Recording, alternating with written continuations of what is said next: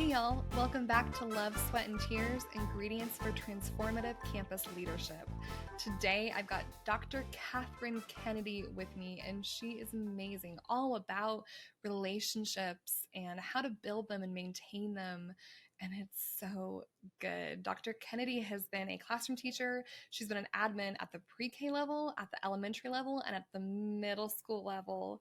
And then she was also the assistant superintendent over middle schools in her district, in Ysleta district in El Paso, Texas, which is my hometown. So it was wonderful talking to just such an incredible, authentic, powerful, and intelligent woman from my hometown.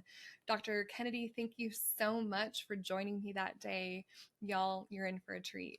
All right, today we have Catherine Kennedy with us. She'll tell you more about herself, that she's been in Ysleta ISD in El Paso, Texas for a couple decades. 3 decades actually, 32. Yeah. Okay, awesome. Tell us more about your story. I'd really like to start with your school experience. What was school like for you as a kid, and what kind of student were you?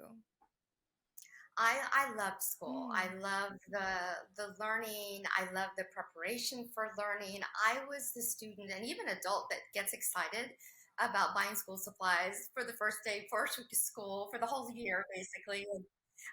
It just really, it was just something about learning was very exciting for me. And I think I was very blessed to have great teachers. In fact, Mm. starting from kindergarten, I still remember my kindergarten teacher, and we reconnected last year. Oh, wow. It was the best experience ever. When I saw her, I cried and I felt like I was the 5-year-old that was in her classroom. But we went full circle in that Wow. her grandson was going to middle school. And so for the last 9 years, I have been the associate superintendent over middle schools. And her son was going to start middle school, and she saw my face on the website and took a chance to see if this was her student way back Yeah. when. And from the very beginning, school has been just something very important in my life and something that I just love. And so, again, great experiences. I was at a K-8 school for the longest time, and then the board, the end of my seventh grade year, the board decided let's make Scottsdale Elementary a K-6, and then I had to go to a middle school, and that was literally like the worst experience ever. So I laugh when in the role that I had, that I am actually taking care of kids in a place where I didn't feel successful. It was just a very big school, and just overall, middle school in general is hard. It's physically, socially, you're going through an awkward time. And so I was lost for a good year. But what was really good about that experience is when you get to middle school, you are exposed to a lot of different things, Yeah. and one being an array of electives that you can take. Yeah. The other is different experiences with athletics. I was not an athlete Mm-hmm. whatsoever, Mm-hmm. but I dabbled in taking an art class. That was not for me. Quickly changed and went into a speech and debate class, not even knowing what that was going to be about. But the teacher took me under her wing. It took a bunch of us under her wing, and we competed. There were contests. I didn't know anything about speech contests. And we were performing. And at the end of that performance, I had a teacher that came up to us and said, I hope you all are going to enroll in my class next year, because we're going to high school. Didn't know who she was. So I thought, wow, this lady really took an interest. And so I signed up for her class. And lo and behold, I became a speechy.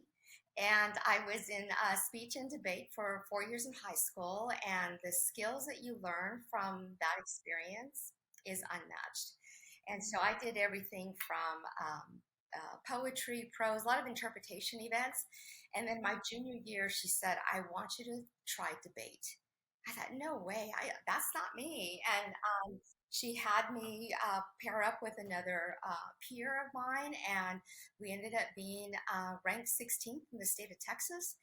And it was just an amazing experience. And because of her, I really credit the things that I was able to do after Yeah, high school yeah. because of her. I love that she pushed you a little bit, like she believed in you. And I think even just that belief that someone else sees something that you don't really see can be so powerful in helping students kind of experience that struggle and success in school that's so important at that age. Absolutely. Absolutely. I don't know if you've seen the movie A Million Miles Away I yet. haven't, no. So that's a movie about the first migrant farmer who became an astronaut. Yes, on Prime, is it? I think I've been Yes, seeing Amazon things Prime. about it. Yes, yes. Yeah. And I was watching it Sunday night and I am Mm, crying because literally it happened because of the power of a teacher. yeah. The teacher that believed in him gave him an assignment. What do you want to be when you grow up? And he drew a picture of a rocket and he said, I want to be an astronaut. And this teacher encouraged him. And it goes full circle. It's a beautiful story. And I think everybody needs a teacher like that. Yeah, it's so important. So, Mm-hmm. was it some of those experiences with teachers that saw you that kind of made you want to go into education? Like, how did you make that decision for yourself? So, believe it or not, my first degree that I was pursuing was not in education. I wanted to go into communications. And again, because of my experience that I had. But at that time, the university was going through like a rehaul. They were Okay. restructuring the department. And I Mm-hmm. thought, maybe this isn't for me. And my sister had just started teaching. And again, I love teaching and learning. So I thought, I'll give it a shot. And I fell in love with it. Oh my goodness, I fell in love with it. Doing my student teaching, I was able to leave early, and I got a job in November. I remember the date, November 5th, Wow. 1990 actually, because that was the birth date of one of my students. Mm. And at the end of the day, she came up to me and she said, "You're my birthday present." Oh my And to gosh. this day, we are still in contact thanks to social media. And Wow. it was a great experience. And I loved my kids. I had 20 kids the very first year, and I Mm-hmm. thought that was going to be like the norm. And then my second year, I had like 27, 28 kids. Yeah. And I remember going to the administrator saying, I think I have too many kids. And he's looking at me like, no, you're good. You're good. Yeah. And I just fell in love with teaching, Mm. and everything I did was because of my kids. Mm. And so when I would talk to them after they left my class and they'd go to sixth grade or they went to middle school, and they would come back with just a horrible experience, and that really saddened me because I thought everybody felt the way that I felt, and if they didn't, there must have been a reason. And that's why I thought, well, maybe I need to be that principal that helps motivate and keep teachers excited about teaching and learning. And so I decided to go into administration. But alongside that, I wanted also to be an attorney. And I thought maybe I can be an attorney of educational school law. So I just dabbled in seeing what would that look like, and I applied to law school. I didn't get in my first year, but decided to go forward with my master's at UTEP as well. Loved that work, met a lot of wonderful people. It was just a great experience. Still pursuing, trying to get into law school. And then the last semester that I was going to graduate, I get accepted into law school. And so I went home. Of course, I was excited to tell my parents, and my parents, they were just very hard-working people. That were family was really important. Kept us very close together. And breaking the news that their daughter wanted to leave El Paso and pursue this, it just wasn't going to happen. And so I thought, okay. And my dad was very practical, very sensible, and just basically said, you tell me that you love what you're doing. Why don't you just stick with it? Give it a shot and see what happens. And so I turned law school down and finished my degree, and was hired pretty quickly and became an administrator after 5 years in the classroom. Okay, so tell me about those first few years as an admin. Did you feel supported and successful? Did you feel like you were floundering? Like, what was that like as you kind of stepped into that transition? I'm very true to my faith, and I think God puts you where you need to be. And He gave me the best mentor ever. And I thought that that was the experience everybody had because I felt so confident. In fact, my first day, I was hired in like October, so I didn't even start the school year with this faculty. And when I went to actually meet everybody, we're going into the library. And mind you, I'm 5'2". The principal is shorter than me. She's probably 5 feet. And she whispered in my ear and she says, stand tall. And I walked in there with just like this confidence that came from her because, again, she did believe in me.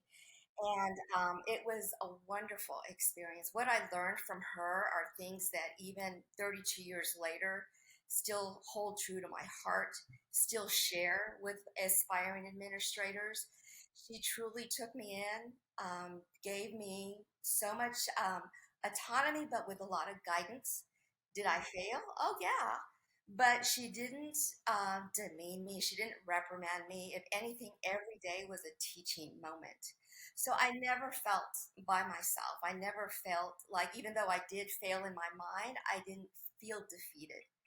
And it was a great 3 years. But personally, I decided to get married the first year, have my son the second year, and then my daughter the third year. And it was a whirlwind. And so my mom was a stay-at-home mom for many, many years. And I thought, you know what? I think I want to stay at home. I want to take care of my kids. And I took a year off, and that was the hardest year of my life.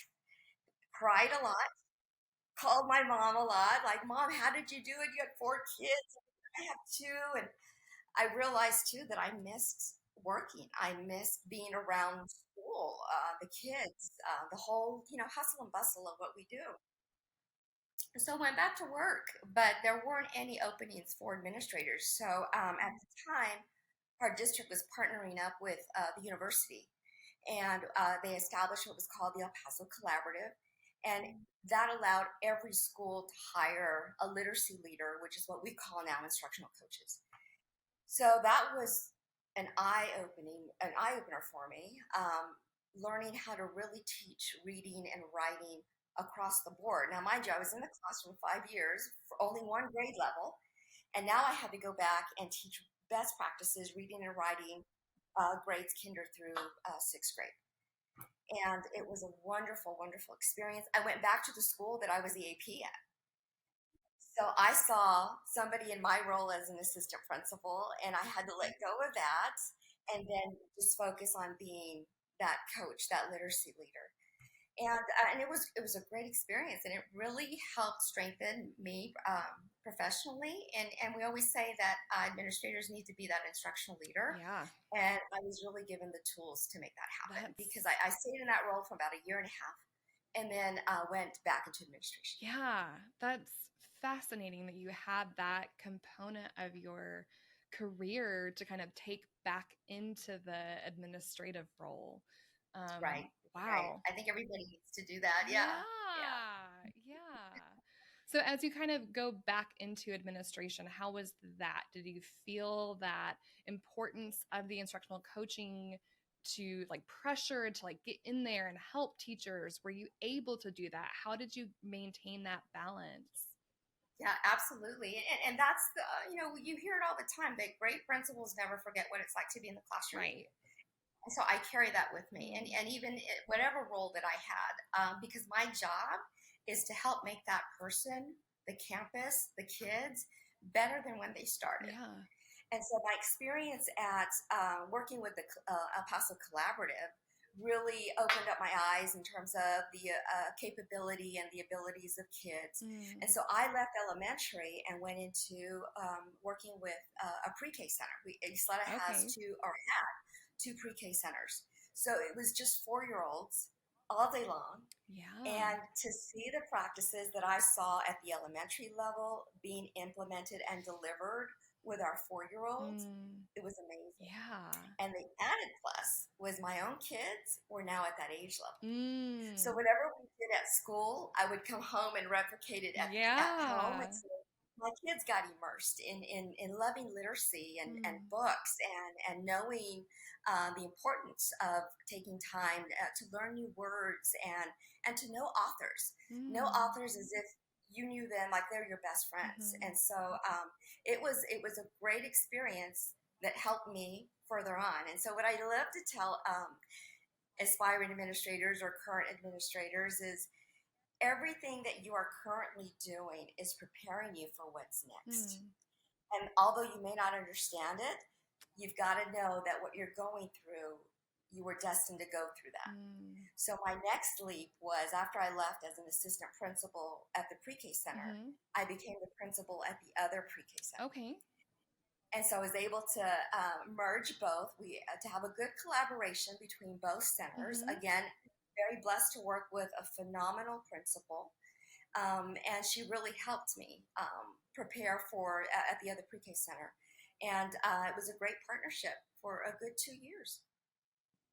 And so then at some point you become this assistant superintendent. What was that like? What led to you making that decision? Oh, boy. So after the pre-K, I was a principal at an elementary Okay. campus, and I did that for about 6 years. And then again, having somebody see something in you, I would have never thought that I would jump into the middle. And when you are approached by a couple of people, one being my counselor that followed me from pre-K to elementary, she left me at elementary. Try not to take that personally. She was ready to go to the middle school. Mm. And after a year or so that she was there, she called me up and, talking to me and said, you would be a great middle school principal. I thought, oh, no way. I'm staying here at the Yeah. elementary. And then the associate superintendent at the time also encouraged me and said, you should really consider doing that. Hmm. So I did, and it was wonderful. And wonderful in that when I was the principal at the pre-K center, those kids were now my middle school students. So it was great to see them. They still same face, just taller bodies, but the same needs too. Because again, middle school, you're going through that Yeah. adolescent phase, and they'll tell you the research is there that that adolescent phase is really comparable to going through your terrible twos, just bigger bodies and stuff. So it was great to make those connections with not Mm. just them, but with the students as well. Yeah. And then at the end of I guess my 6th year at the elementary campus, my father unexpectedly passed away, Mm. and that was really difficult for me to go through. And I didn't want I didn't want to allow myself to grieve, and I needed to distract myself. And going to school was like the best way to do it. So I went to UTEP and enrolled, got accepted into the doctoral program there, Okay. and was able to complete my study, did my dissertation on observation on walkthroughs, and it was my, I guess, second year at the middle school that I finished my degree. And then at central office, we were going through a change of superintendents. And the superintendent, Dr. Del Toro, who was still the superintendent in YSD, came to visit my campus. And we were talking, and he's asking me the question, well, what is it that you want to do? And, just graduating with my degree, feeling that I was on top of the world, I Yeah. just said, well, I want to take your job. And he was like, okay. And it just, things fell into place, and there was an opportunity, and he was able to hire me as one of his associate superintendents. Wow, that's crazy. I love It how is. much It support is and encouragement you've had all along the way. Is that all part along of the what way. made this position and this role of supporting administrators so important to you? Like, how did you use that experience as you supported campus admins? Yeah, I'm just using the same philosophy. I think what's important as a leader that you already know who you are and Mm. what do you stand for. And again, knowing that first and foremost, my job is to help coach and make people better. Mm-hmm. And going into education, I mean, you are a gift to so many, and you also need to make sure that you value and appreciate the people that you work with. Mm-hmm. Leadership is a difficult and lonely job. But if you've got the right people that will encourage you and help you, it is so rewarding. And Mm. you'll continue to do your best, and you'll continue to succeed because of the people that believe in you. And Yeah. so the people that I surround myself with I want to make sure that they're given the same experience that I had. Mm. And again, there's a reason why I went through what I did, and I have met people along the way because they impact you. They may play a certain role in your story, whether it's a title of a chapter or the entire chapter or a good three-quarters of the whole book. These people, there's a reason why they're in your life. And so I want to make sure that I'm able to play a significant role in the people that I work with. There's a reason why that, yeah, there's a reason why they're in your life. And so you want to make sure, or I want to make sure that I also play a significant role in the lives of the people that I supervise, that I work with. I just read recently that a true measure of success is truly how you treat others and how others remember you by. And so how you treat people is important. And that's something that growing up, my father would always say, you've got to live by the golden rule. And as simple as that phrase is, it's difficult. It's not very easy for people to treat people nicely. I mean, the fact that we have to have what's called an SEL class because people are forgetting how to treat each other, that's significant. What did you do for administrators that didn't feel like they have people that they can lean on like that feel alone or isolated? If a campus level admin is hearing this and saying, that sounds great, I don't have that, where can they go to get that? What would you say?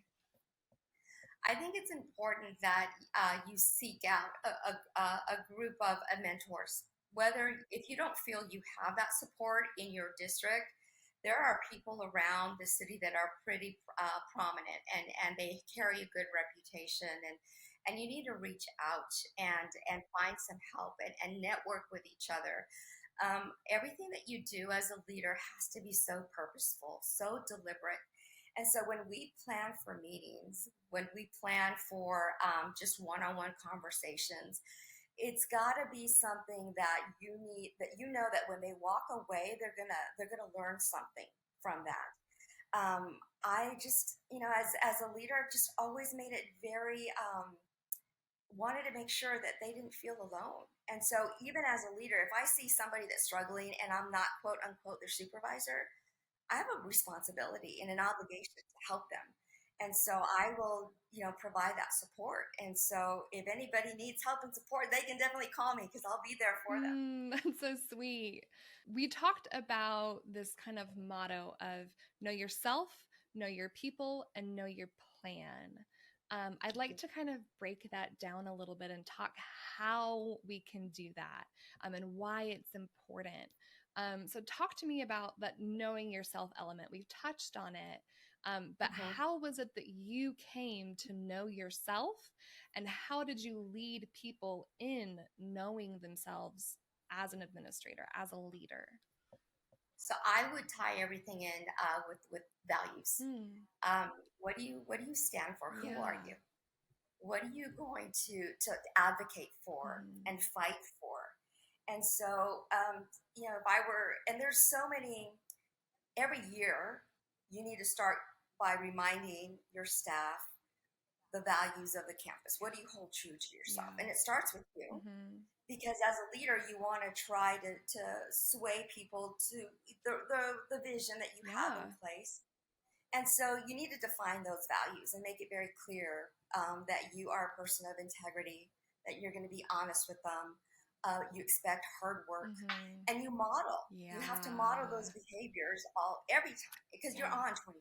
Right. And so once you do that and you're able to persuade, convince that people, really believe in what you're doing, then they'll follow you, and there's nothing that they won't do for you. So once you know who you are, what you expect, then you need to start thinking about, all right, so what is your mission? The vision is defined by the organization. You need to make sure that there's true alignment with that. And then you need to know what your plan is. What exactly are you going to accomplish? And how are you going to get that done? And outline it. And everything that you do must be part of that framework, that plan. I would love to hear about knowing your people. What are some ways that you've seen that practiced really well? So when you talk about success and the culture of an organization, Mm-hmm. it's all about relationships. And the research is there. You'll find it whenever anybody talks about culture, they'll tell you it's relationships, relationships, relationships. So you've got to be very genuine. And one thing I remember, because campuses you are dealing with so many different personalities. Just like with as a parent, your kids are very different, right? Um, and I remember having a conversation with a former superintendent of mine, and I was having some difficulties with just getting along with individuals, and he told me, he says, you got to remember, you've got to love all your people. I said, all of them? And he says, yes, all of them. Yeah. And so, what exactly does that mean? And it's just simple things that make a huge impact, a huge difference. And one is truly taking the time to get to know who they are as people, not as the fifth grade teacher or the secretary, but who they are as a person, because you don't know their story. There's their home life and their work life, and in order for them to be successful at work, they've got to be successful at home too. And so they need that support, and that's when you come in, because when you've got employees who have kids that are sick, or they're the caretaker of their parent, you've got to be empathetic and know that there are some things that are going to happen, and they're going to need time, and they need to trust you, that they can confide in you. And once you have that established, then you know that when they're at work, they're going to give you 100% and do whatever you ask them to do, that they'll go above and beyond because you went above and beyond for them as well. And so you have to be genuine and take the time to talk to them and really know who they are as people.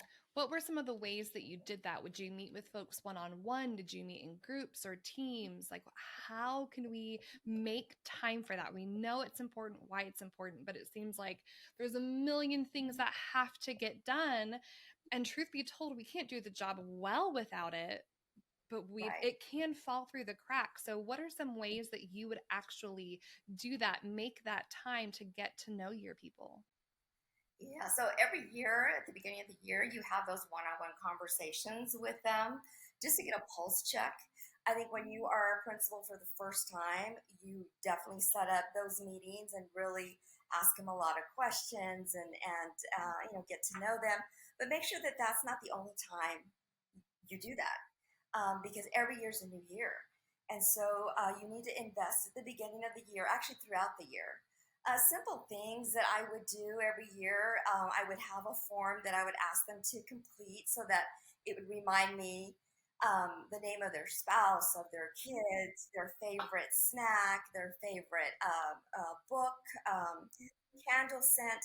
Because then throughout the year, if when time was right, I would really look at that information and make sure that they know that I remember, and do things like write them notes, make sure their favorite candy was in their mailbox, birthday cards, Christmas cards. One thing I would do is, I know that there's life outside of school. I would take the time to write Christmas cards and send it to them, regular mail, and include their spouse's name, their kids' names, because to let them know I'm thinking not just about you, but I'm thinking about your whole family, because they are just as important to me as they are to you. That's great. I love that. Let's see. I want to talk a little bit about peer relationships and then mentor relationships. We've talked so much about the importance of relationships and how to build those. How did you, like, if your administrator on campus with you, you're not connecting, how can you build that relationship, and how can you build other peer relationships so you feel that you have like a team kind of in the trenches with you? It takes time. It doesn't happen overnight. I was very blessed, however, to work with just incredible leaders that, first and foremost, we all want the same thing. We want our kids to be successful. And at the middle school, we're very competitive. I mean, we wouldn't be leaders if we weren't competitive, but we also were very supportive. And so I wanted to make sure that when they walked in to a meeting or whenever I had a one-on-one meeting with them, it was just a very comfortable, sincere setting. I didn't want them to think, I didn't want to be the person that when I walked into their campus, they were thinking, oh gosh, why is she here? I wanted to walk in where they were like, oh, thank goodness she's here. And it's just setting that tone. Your appearance is important, your demeanor is important, because when you need to have uncomfortable conversations, and you will, it's not a bad conversation because you've already established good rapport with them. And then in terms of our peers, because I was a middle school principal in at the same district where I was the associate, I knew how well we worked together, and that grew organically because we didn't have the organization chart where you had an associate over elementary, middle, and high. As middle school principals, because we felt like the middle child, we felt left out. We created our own little cadre, and that really helped me when I transitioned as the associate because I already knew just how powerful this group is. So that whenever any new principal came in, I would tell them from the get go, you're going to walk into a group of principals that are very cohesive, very supportive, so that anything you need, we will make time to talk about it to help each other so that they don't feel like they're the only ones going through certain things. And it's uncomfortable to air your laundry out to others because sometimes you feel you're the only one going through certain problems. But in reality, we all go through it. And so they need to know that they can count on each other to make sure that if they have a question, they can reach out and call, whether it's me or whether it's their colleagues. We establish that rapport with them. Mm. I know that you've done some work with associations in the state also, especially for, principals in rural districts or where there's really not very many other people. What have you gotten out of that kind of relationship? So working with organizations is so important, and I recommend that for everybody. You need to get involved outside of your campus, outside of your district, because you only know what you know. And so when you start looking elsewhere, you see, wow, there's just great opportunities across the board. And so I was very blessed to work with TALAS, which is the Texas Association of Latino Administrators and Superintendents. And it gave me a great feeling because I've only worked with one district, and to have an opportunity to work with all of the districts of Region 19, it really opened my eyes to think, okay, we're again very competitive. And so of course, you want to work with the district that's the district of champions. Who wouldn't want to work for that organization? But you've also got to realize that education, you are dealing with, working with our future, our kids. And so you want every child to experience top-notch quality instruction. And if you think, and I'll give you an example, in Ysleta, we've got some great systems, great people in place. And so you think that that's the way it is across the board. And when it's not, then it's like, you know what? I've got a responsibility to help others because you want the best experience for all of our kids, regardless if they go to your district. And again, you are advocating for your region. You want Region 19 to be the top of the state. And so being able to work with different people, different leaders was very eye-opening, very helpful. And it just made me realize that we've got a lot of work to do. And we've got to be ready to roll up our sleeves and help each other out because our kids, we're dealing with a different student profile right now. It's true. I'd love to talk about that. Talk about how you've seen that change over your career. Oh my goodness. It's, back when I was teaching, it was whatever the teacher says, that's the way things are going to go. Parents were very supportive. Parents were very respectful, very appreciative. And so that cascaded to their kids, and that's how the kids behaved and responded. And now it's just, there's just a lot of challenges going through the pandemic that we did. Social skills are so vital, so important.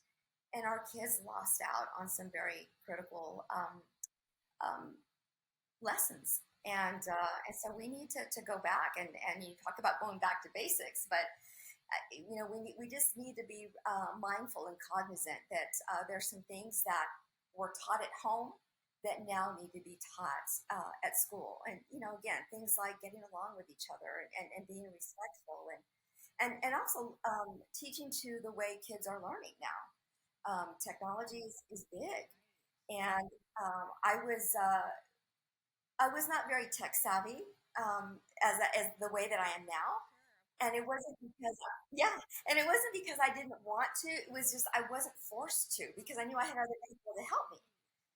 But when we went remote, it forced us to really use our tech skills in a way that we probably would not have used them before. And so now we've got to have a good balance because a computer cannot take away that relationship piece, that to each other. And so we need to make sure that we are still taking time to really get to know our kids and making sure that they know how much you care about them. What kind of brought you into Dallas? Like, what was it that drew you either to that particular organization? Did you know that you wanted to affiliate with some kind of platform and that was what was that like? So, going as a student, whether it was elementary, high school, I was very much involved in a lot of clubs and organizations. I love that. It's that sense of belonging, and that shouldn't have left. And for some reason, it I just didn't pursue that type of involvement. And our superintendent was very much involved in that organization, and so he brought that awareness to our district. And I thought, well, this could be a good start. And then things just fell into place. There was a vacancy on the board, and two people that I've never worked with in our district or in the city because they don't work in our district. I got a call, and they asked me if I wanted to fulfill that vacancy. And I was like, this is a great opportunity. Why not? And I didn't know what I was getting myself into. I will tell you that. Because as I read the role of president elect, it meant that I needed to put together a conference for the chapter. And I thought, how am I going to do that? I'm used to attending conferences, not putting things together. And so it led me to reaching out to others to help and support me make these conferences happen and established some great committees, and they helped really put this conference together. They really made me look good for the last 2 years, and I'm indebted to them greatly. And so it's also a great way to give back to the community. I'm also involved in the Texas Women's Council, and so that's a wonderful organization for female leaders. And there's conferences locally and also go to also statewide as well. And so it's important that you give yourself that time. And we talk a little bit about self care. Well, self care is also making sure that you grow professionally and personally. And conferences like that give you that opportunity. What are some other ways that you kind of implement self-care to make sure that you can, come back day after day with the energy and excitement to do the job? Yeah, it's tough. It's tough. A lot of prayer. I'm not gonna lie. A lot of prayer. I really believe that when I wake up, I know that whatever happens during that day was supposed to happen.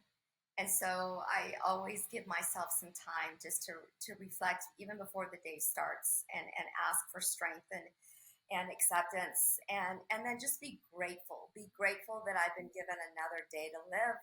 Be grateful that I've got a wonderful husband and kids and they're going to help me get through the day and so just being grateful for things really changes your mindset. It makes you start on a positive note. Exercising, I get up at 4:30 in the morning and I'll go do my spinning class.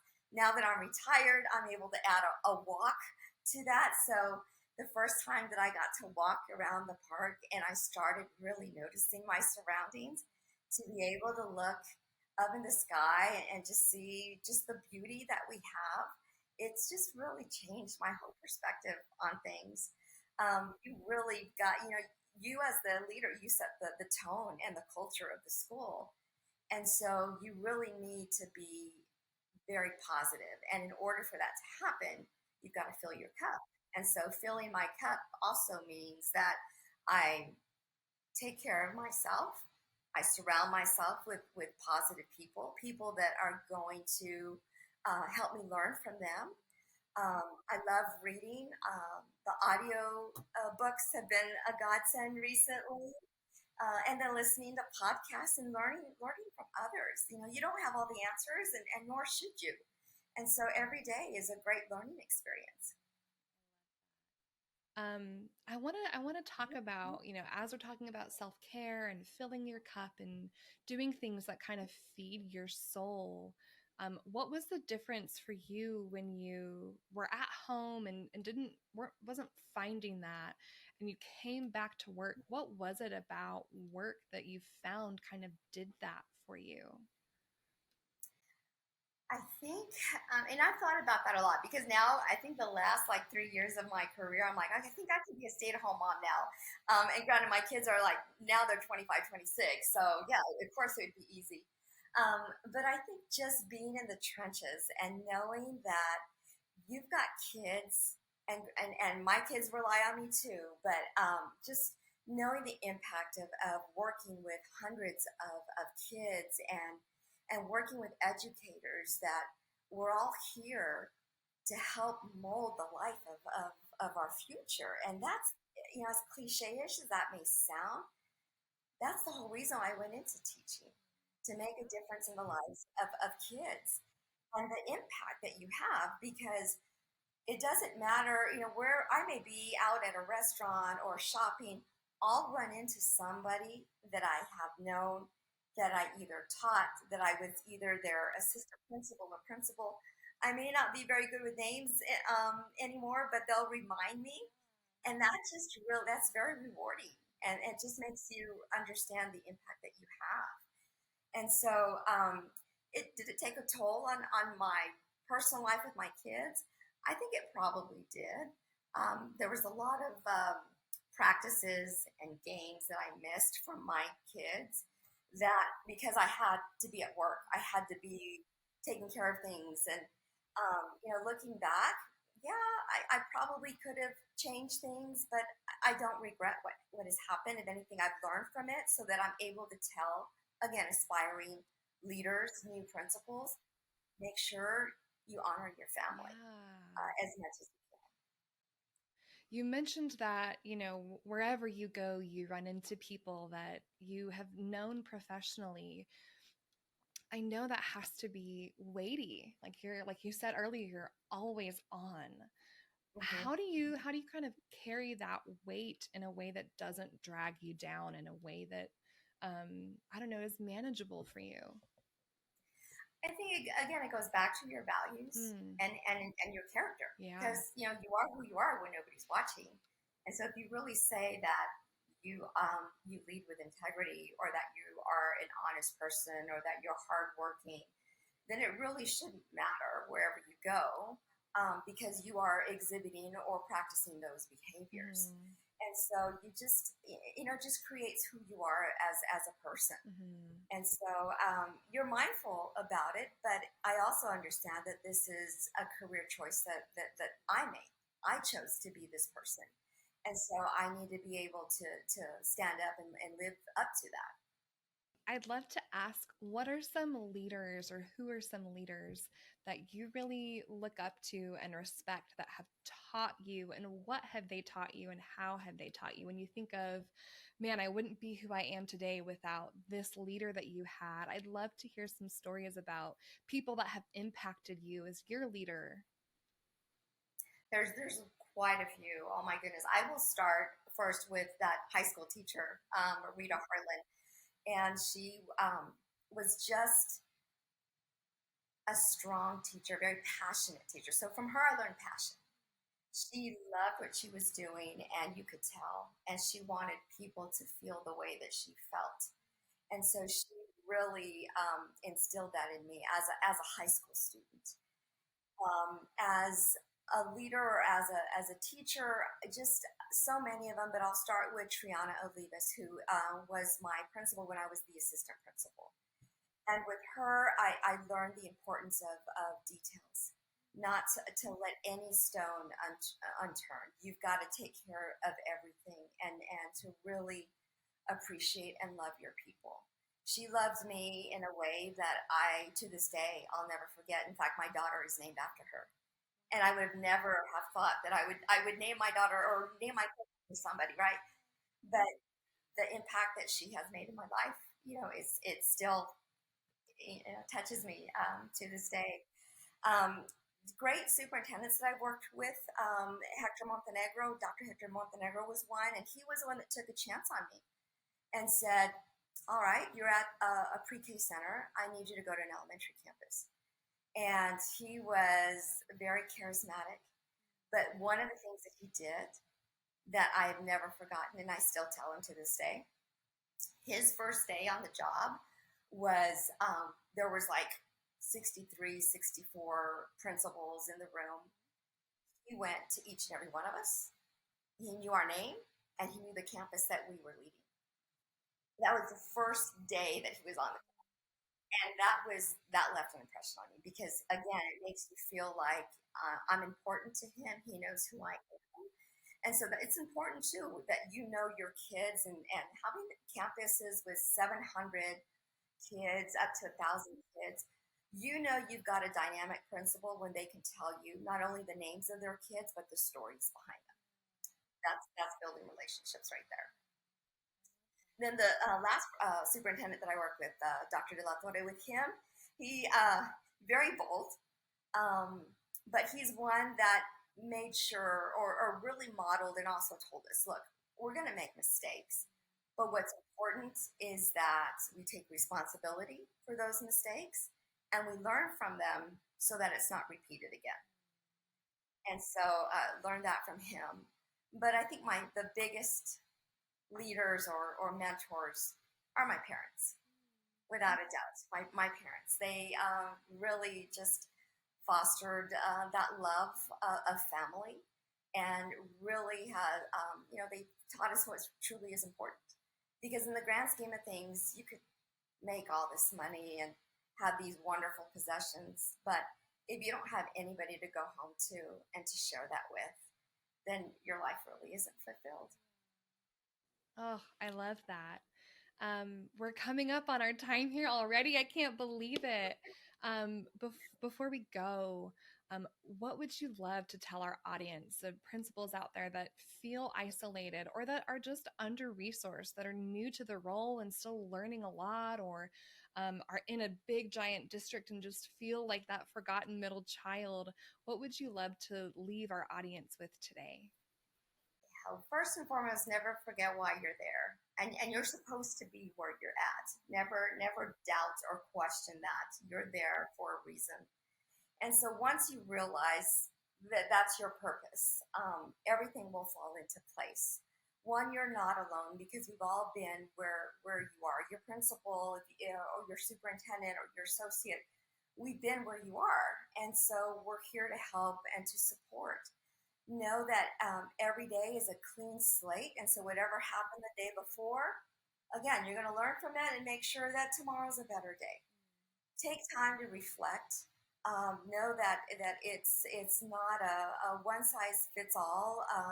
What worked at one campus may not work at the other campus, but you've got to believe in yourself, because if you don't believe in yourself, then how are you going to help others? And when you don't have confidence in yourself and your ability, then it's really hard to be that leader for everybody else.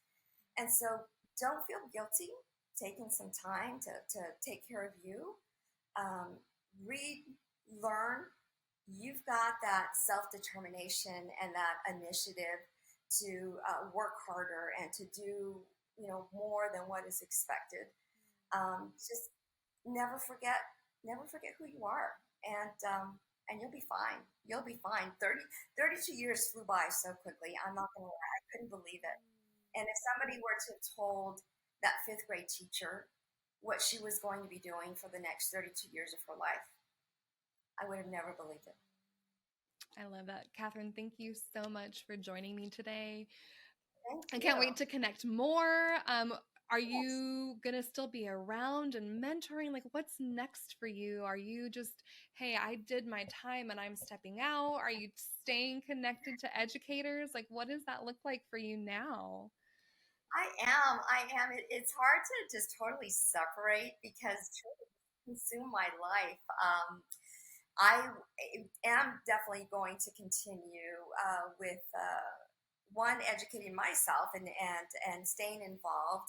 I am still involved in the organizations. My hope is to mentor aspiring leaders, continue with that aspect.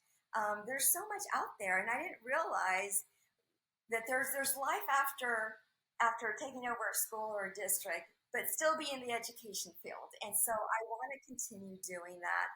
I would love to start writing a book on leadership.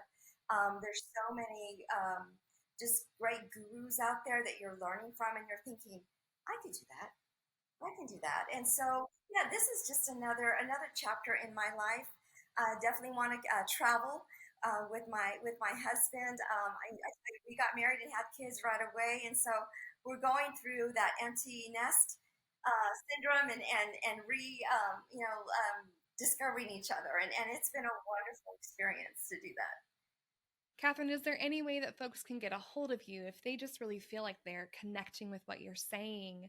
How can people kind of find you or get a hold of you? Oh my goodness, definitely. I mean, do I share my phone number and email to you? Yeah, if you'd like, or I can share your email in the show notes and we can just direct folks there, Okay. whatever yeah. Yeah, we can definitely do that. Okay. I'd love to connect with people. Okay, great. Yeah, I'll make sure you can find Catherine's email in our show notes today. If you'd like to get a hold of her, you can do that way. Catherine, thanks so much. Thank you. And there you have it, folks. Dr. Catherine Kennedy. Catherine, thank you so much for joining me that day. It was so wonderful to chat with you and hear your stories. As always, this podcast is produced and edited by Erwin Solbach. Our logo design and all of our branding work for this podcast was from Alana Kanoy at Steel Consulting. And this whole production is brought to you by Responsive Learning. You can find links to all of the resources that Dr. Catherine Kennedy mentioned in the show notes below, including links to Dallas and to the Texas Council of Women School Executives. That's it. I always forget that one. As always, y'all, thank you so much for listening, and I hope you have a great rest of your day.